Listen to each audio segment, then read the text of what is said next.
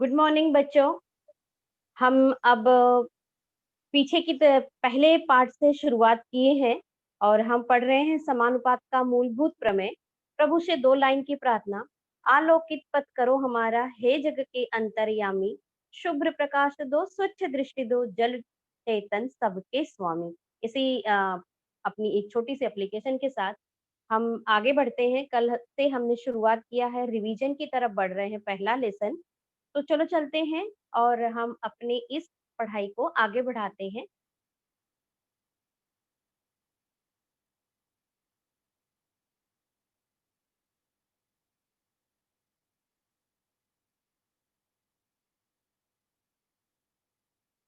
हम पढ़ रहे हैं समानुपात का मूलभूत प्रमेय।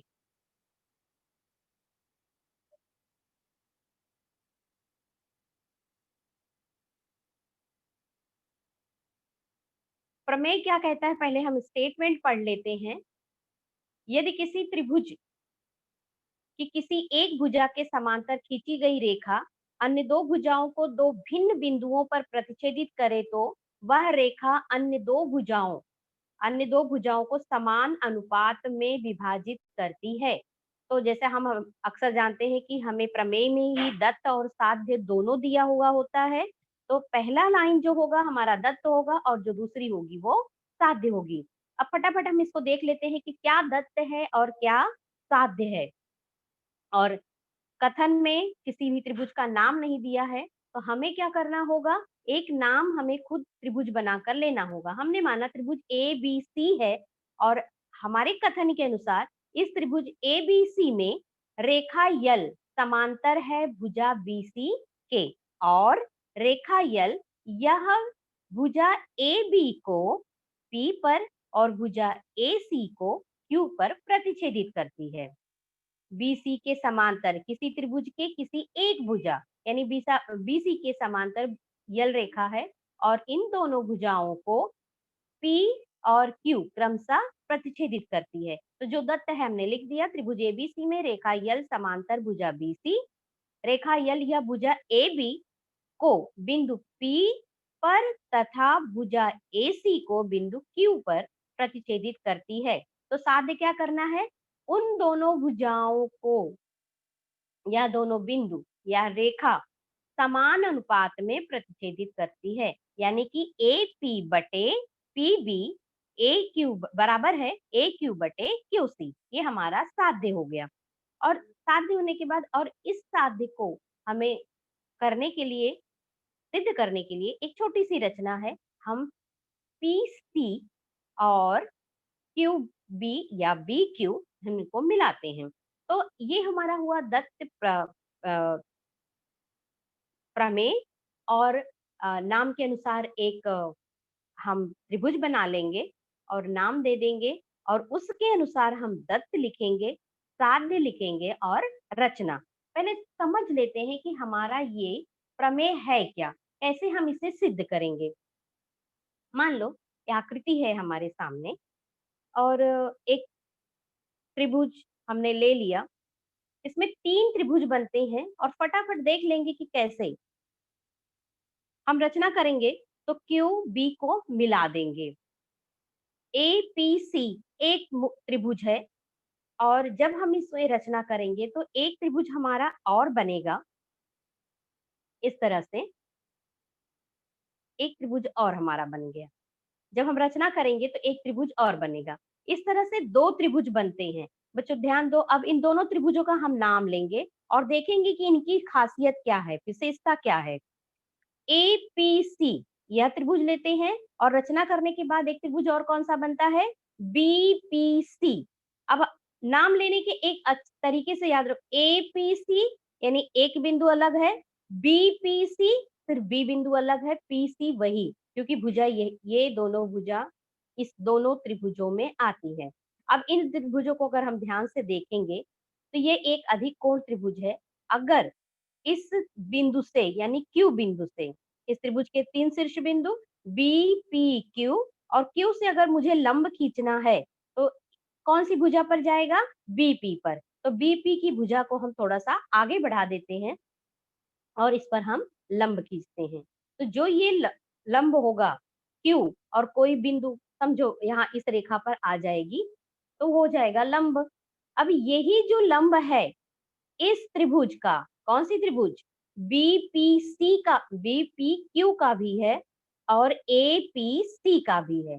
दोनों त्रिभुज की जो ये लंब है यानी कि ऊंचाई एक ही है, तो हम क्या कहेंगे कि ये दोनों त्रिभुजों की ऊंचाई सामान्य है, यानी एक ही है। जब सामान्य है उनकी ऊंचाई तो उनके क्षेत्रफलों का अनुपात उनके आधार, अब इस त्रिभुज का आधार हम ये मानते हैं क्योंकि ऊंचाई जहां भी होगी आधार वही होगा। इस तरह से अगर है तो आधार क्या हुआ, एपी इस त्रिभुज का और बीपी, बीपी इस त्रिभुज का। तो ये दोनों के क्षेत्रफल का अनुपात उनके संगत आधार के अनुपात के बराबर होगा। दूसरा अगर हम फिर करते हैं तो हमें दूसरी त्रिभुज इस तरह से मिलती है। अब यहाँ पर भी अगर हम देखेंगे तो हमें एक ही त्रिभुज, यह त्रिभुज सामान्य है, फिर से दूसरी रचना में हमें ये त्रिभुज मिलता है। अब इस त्रिभुज में भी यही है कि अब ये आधार नहीं, अब इसको आधार मानेंगे और हम इस पर लंब खींचेंगे। अब इस पर लंब खींच रहे हैं और ये भुजा हमने समझो बढ़ा दिया इस भुजा को, क्योंकि जिस शीर्ष बिंदु से हम लंब खींचते हैं उसके सम्मुख भुजा पर, तो सम्मुख भुजा अगर छोटी है तो हम उसे बढ़ा देते हैं और फिर इसके बाद इस बिंदु से हम इस पर लंब खींचते हैं। और ये जो लंब होगा, ये जो लंब है, यहाँ यहाँ पर भी ध्यान दो, ए पी क्यू का भी लंब यही है और त्रिभुज सी पी क्यू का भी लंब यही है। यानी ये दोनों त्रिभुज भी क्या हुए, सामान्य ऊंचाई वाले त्रिभुज हुए। तो जब इनका क्षेत्रफल का अनुपात क्या होगा, उनके संगत आधार। अब ए पी क्यू का आधार ए क्यू है और सी पी क्यू का आधार क्यू सी है। अब ये दोनों आधार यानी इनके भी क्षेत्रफलों का अनुपात उनके संगत आधार के अनुपात के बराबर होगा। अब तीसरा, यही तीन चीज अगर आपको समझ में आ गई, तीसरा है जो हमने ये देखा था, ये दोनों त्रिभुज, ये दोनों त्रिभुज, अब ध्यान से देखो, ये त्रिभुज बी सी और पी क्यू समांतर रेखा है और उनके बीच बने हुए दोनों त्रिभुज हैं। इसका मतलब क्या, इनकी ऊंचाई भी समान है और इनका आधार ये पीसीबी, दोनों त्रिभुजों का आधार भी पी क्यू है, यानी आधार भी समान है और ऊंचाई भी समान है।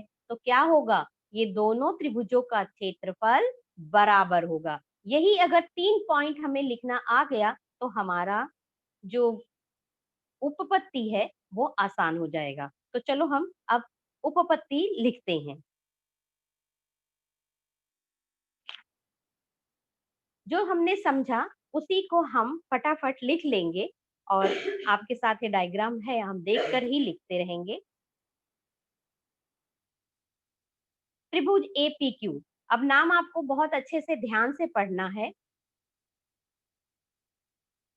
त्रिभुज एपीक्यू, एपीक्यू तथा त्रिभुज बीपीक्यू में हमने क्या लिखा, एरिया ऑफ त्रिभुज, क्योंकि हम त्रिभुजों के क्षेत्रफल संबंधी बात कर रहे हैं, तो दोनों त्रिभुजों के क्षेत्रफलों का अनुपात। तो पहला त्रिभुज कौन सा है, ए पी क्यू, तो एरिया ऑफ त्रिभुज ए पी क्यू बटे एरिया ऑफ त्रिभुज बी पी क्यू बराबर होगा उनके संगत आधार के अनुपात के बराबर, यानी ए पी बटे पी बी। क्यों, क्योंकि पहला पॉइंट हमारा हुआ समान ऊंचाई वाले त्रिभुज हैं और उनके आधार के अनुपात में क्षेत्रफल होगा, समान ऊंचाई वाले हैं, आधार के अनुपात में क्षेत्रफल होगा। इसी प्रकार अब हम दूसरा लेते हैं, पहला त्रिभुज तो वही होगा ए पी क्यू और फिर यहाँ पर सी पी क्यू, ये दोनों त्रिभुज भी उनके संगत आधार के अनुपात के बराबर, क्योंकि हमने देखा ऊंचाई तो दोनों की सामान्य है, यहाँ पे भी आधार के अनुपात में उनका क्षेत्रफल होगा।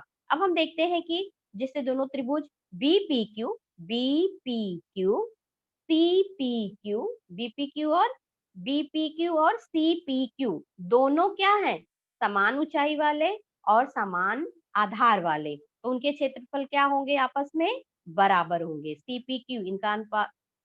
और ये हुआ हमारा तीसरा पॉइंट। पहले दोनों त्रिभुजों का अनुपात हमने लिखा एपी अपॉन पीबी, दूसरे का ए क्यू अपॉन क्यू सी दूसरा पॉइंट, तीसरे पॉइंट पे हमने बता दिया कि जो समांतर रेखा के बीच बने दोनों त्रिभुज है उनका क्षेत्रफल समान है, ये तीसरा पॉइंट। अतः अगर हम ध्यान से देखें ये दोनों पॉइंट को लेफ्ट हैंड साइड ये आपस में बराबर हो गए। अब ए पी क्यू यहाँ पर भी है और बी पी क्यू और सी पी क्यू समान है, एकदम बराबर है। तो हम ऐसे कह सकते हैं कि अब समझिए कि यहाँ पर समझो P है, P अपॉन R है, फिर यहाँ पर P अपॉन समझो यस है, और ये कहा जा रहा है कि R बराबर यस हो गया। जब R बराबर तो ये दोनों आपस में बराबर हैं। अब ये लेफ्ट हैंड साइड है, इसके लेफ्ट हैंड साइड दोनों आपस में बराबर हैं, तो राइट हैंड साइड भी आपस में बराबर हो जाएंगे।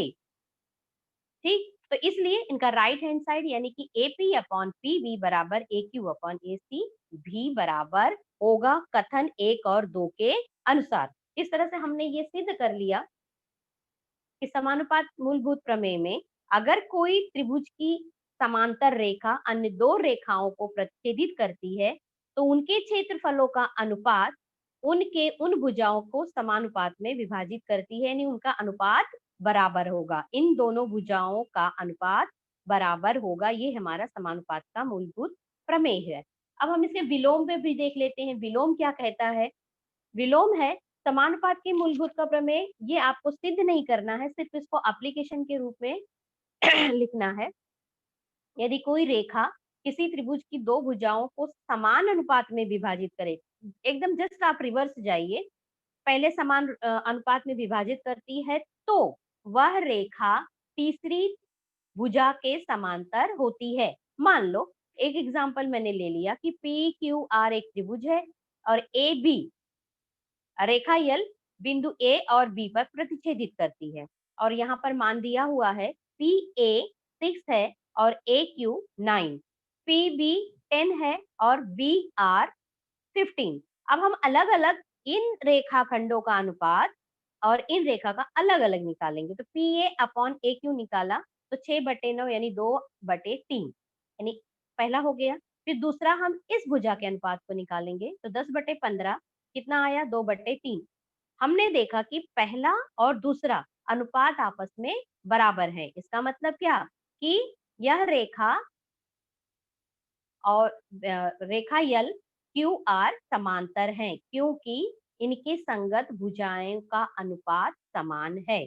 अतः रेखा यल त्रिभुज पी क्यू आर की भुजा पी क्यू और भुजा पी आर को क्रमशः ए और बिंदु क्यू पर प्रतिच्छेदित करती है और उनके संगत अनुपात भी बराबर हैं, इसलिए रेखा यल समांतर रेखा क्यू आर है। ये आपका है विलोम। विलोम आपको सवाल हल करने के लिए ऐसे ही एग्जाम्पल आपको सिद्ध करना होगा कि वह समांतर है कि नहीं, तब इसका आपका उपयोग करना होगा। तो ये इस तरह से ये विलोम है। एक्सरसाइज 1.2 में हमें बहुत सारे सवाल कट कर दिए गए हैं, सिर्फ 3 सवाल ही हमें पढ़ना है। तो 1.2 का हम दूसरा सवाल लेते हैं जो आपको पढ़ना है। सिर्फ 3 ही सवाल हमें 1.2 में पढ़ना है। तो पहला सवाल क्या है, त्रिभुज पी क्यू आर में पी एम 15 दिया है, पी क्यू 25 दिया है और पी आर 20 एन आर 8। हमारा त्रिभुज दिया है पी आर क्यू और उसमें आकृति दी हुई है और उस आकृति के अनुसार ही आपको सवाल हल करना है। तो पी आर क्यू में एन आर दिया है 8, पी एम दिया है 15, एम क्यू और पी एन यानी इन रेखाखंडों का मान पहले हमें निकालना होगा दी गई जानकारी के आधार पर। अब ध्यान से देखेंगे कि इसमें पी क्यू दिया है 25, पी आर 20, एन आर 8। तो बताइए रेख एन एम और भुजा आर क्यू के समांतर है क्या, और है तो क्यों। तो पहले हम इन सभी रेखाखंडों का मान निकाल लेते हैं। तो आकृति के अनुसार पी एन आर एक ही रेखा पर है, एक रेखीय है, इसलिए P N plus N R बराबर P R, P N plus N R बराबर पी आर पूरी भुजा। ये हम एक रेखीय की परिभाषा से बहुत सारे सवाल हल कर चुके हैं। आगे बढ़ते हैं, तो सबका मान रख दीजिए। पी एन हमें निकालना है, एन आर 8 दिया हुआ है, पी आर 20, पक्षांतर करेंगे हमें पी एन मिलेगा 12। आगे बढ़ते हैं, पी एम क्यू एक ही रेखीय है, ये भी तीनों बिंदु, तो P M plus M Q बराबर पी क्यू। पी एम का मान दिया है 15, मान रख दीजिए, इसके बाद पक्षांतर कीजिए, हमें कितना मिला, एम क्यू इक्वल टू 10। अब हमने एक एक करके देखना है दोनों अनुपातों को। जो त्रिभुज है, त्रिभुज के एक तरफ की भुजाओं का अनुपात हम देखेंगे, यानी पी एन बटे एन आर। पी एन बटे एन आर 12/8 कितना हुआ, रिड्यूस करने के बाद हमें मिला 3/2, 4 दूनी 8, 4 तियाई 12। कथन पहला।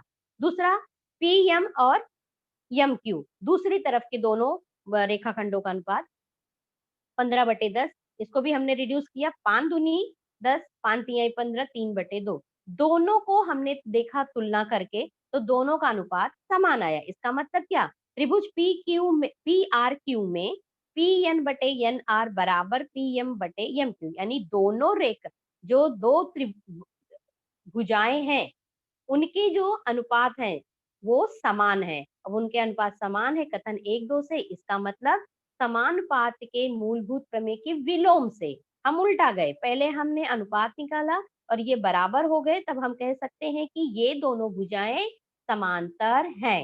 एन यम समांतर है आर क्यू, क्योंकि उनके संगत अनुपात समानुपात में है। तो समान, इसे हम कहेंगे समानुपात का मूलभूत प्रमेय का विलोम। समानुपात के मूलभूत प्रमेय के विलोम से हमने ये सिद्ध किया कि यह नियम समांतर है भुजा आर क्यू। इस तरह से ये दूसरा सवाल। आगे बढ़ते हैं, चौथा और 10वां। चौथा और 10वां, चौथा सवाल भी बहुत छोटा सा।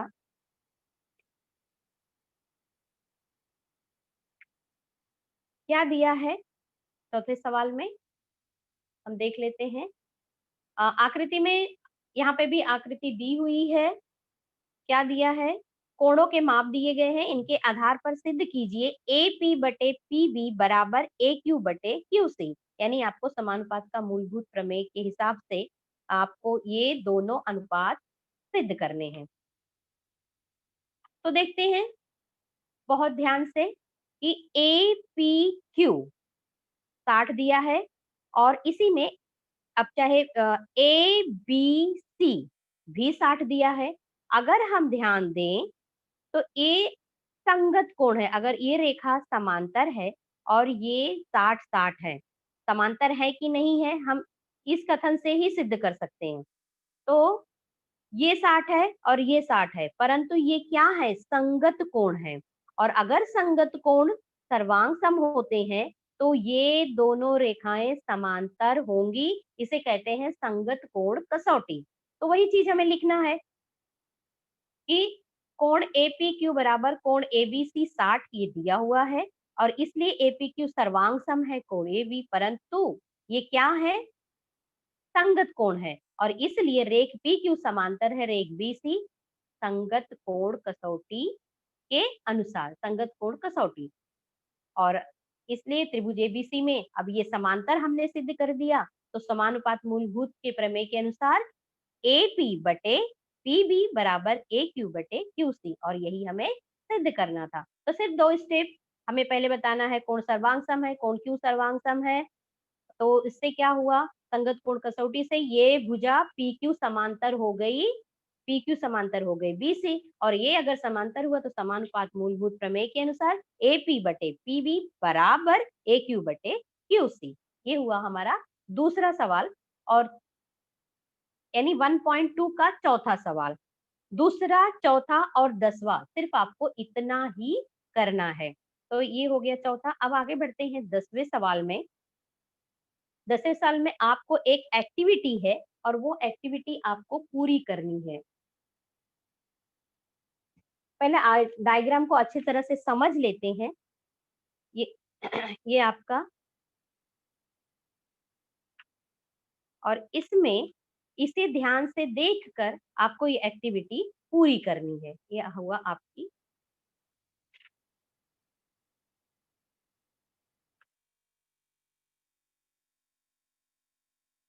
उपपत्ति में प्रश्न पूरा दिया हुआ है कि इस प्रश्न में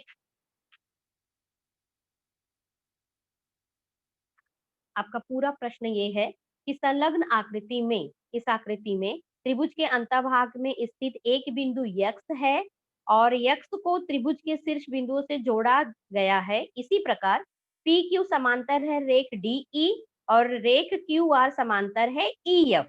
तो रेख पी आर समांतर रेख डी ई को सिद्ध करने के लिए निम्न चौखट को पूर्ण करो।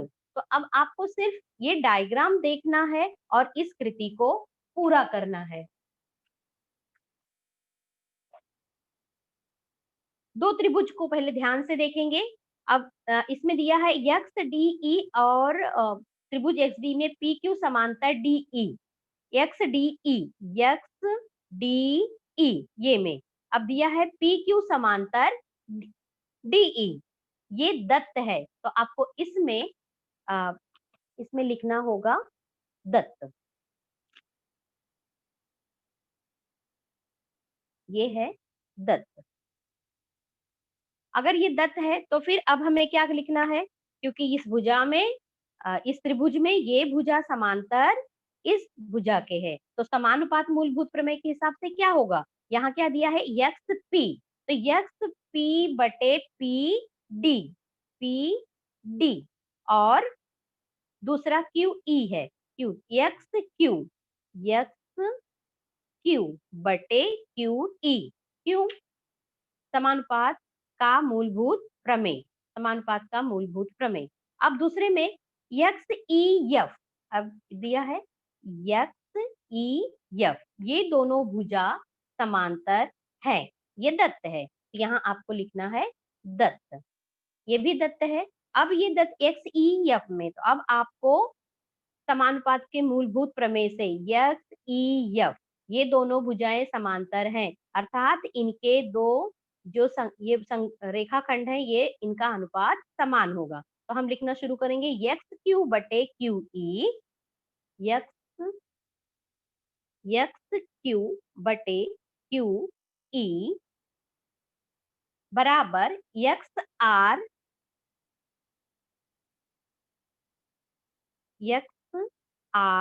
बटे आर एफ, अब दोनों ये भी समानुपात का मूलभूत प्रमेय। इसमें अब हम ध्यान से देखेंगे यक्स पी बटे पी डी, यक्स क्यू बटे क्यू ई और यहाँ पर यक्स क्यू बटे क्यू ई बराबर एक्स आर बटे आर एफ। अब इन दोनों की तुलना देखो, अब इसमें ये और ये समान है, यानी दो अनुपातों में एक इसका और ये सामान्य है, यानी एक ही है। इसका मतलब क्या, ये दोनों भी आपस में सामान्य या बराबर हो जाएंगे। अब ये से कह रहा है कि 5/6 बराबर है P अपॉन Q के, और यहाँ कह रहा है कि P अपॉन Q बराबर है 5/6 के। इसका मतलब क्या, ये जब आपस में बराबर हैं तो इनके ये दूसरा अनुपात भी आपस में बराबर होंगे। वही चीज हमें यहाँ अब लिखनी है। इसका मतलब कि यक्स पी बटे पी डी बराबर है एक्स आर बटे आर एफ। अब आकृति में हम देख लेते हैं।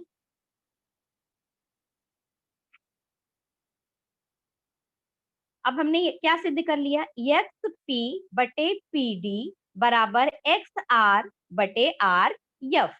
इसका मतलब कि पी आर समांतर हो गया डी एफ के, वही हमें सिद्ध करना था, पी आर समांतर हो गया डी एफ के।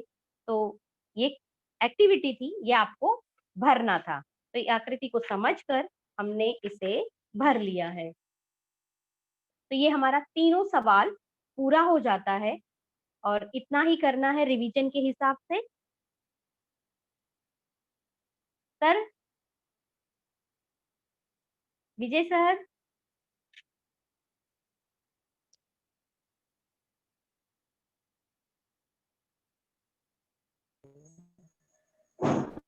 हेलो।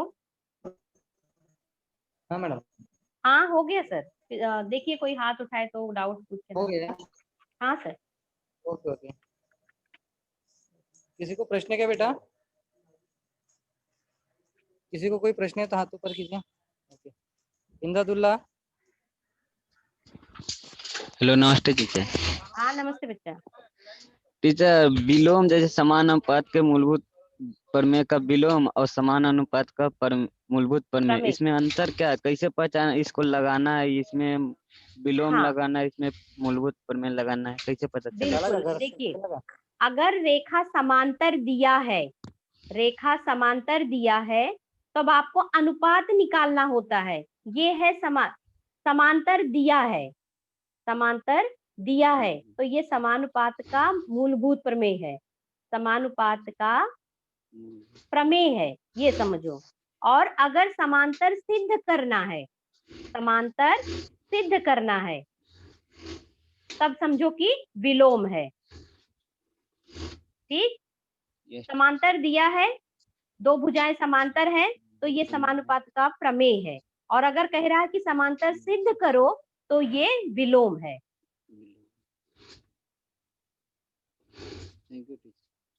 और और किसी को? हाँ, मनीषा कनौजिया। मनीषा कनौजिया, बोलो बेटा।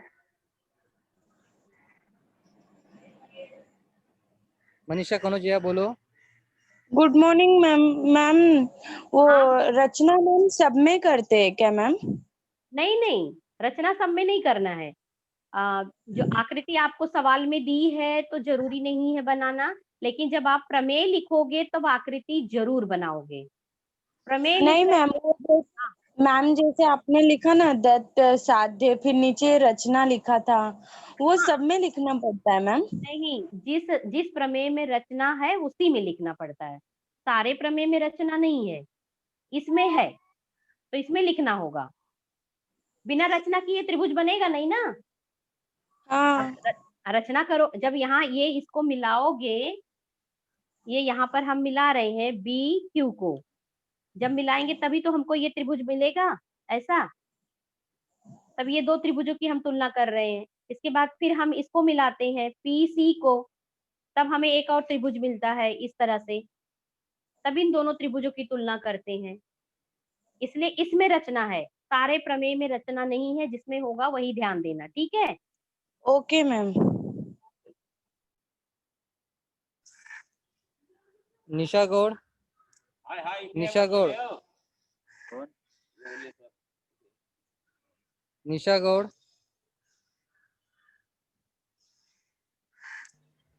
हेलो हाँ बोलो। हाँ निशा बोलो। टीचर, एक बार सभी क्वेश्चन दिखाओगे क्या? स्क्रीनशॉट लेना है। आपको मैं भेज दूंगी तो टेलीग्राम पे मिल जाएगा। टेलीग्राम ग्रुप में हो ना? Okay teacher. हाँ मैं हाँ टीचर। हाँ मैं भेज दूंगी, मैं भेज दूंगी। Okay teacher. ओके फिर thank you teacher. Welcome welcome. Okay, और कोई है? मनीषा कनौजिया, और फिर कुछ पूछना है? मनीषा कनौजिया। पूजा पंडा। सर, मैं टेलीग्राम ग्रुप और व्हाट्सएप ग्रुप किसमें भी नहीं हूँ, तो कैसे जा सकती हूँ?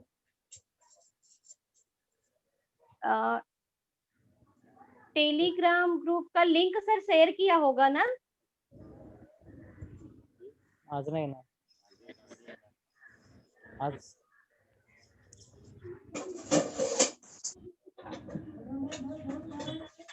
ज्वाइन कर सकते हैं।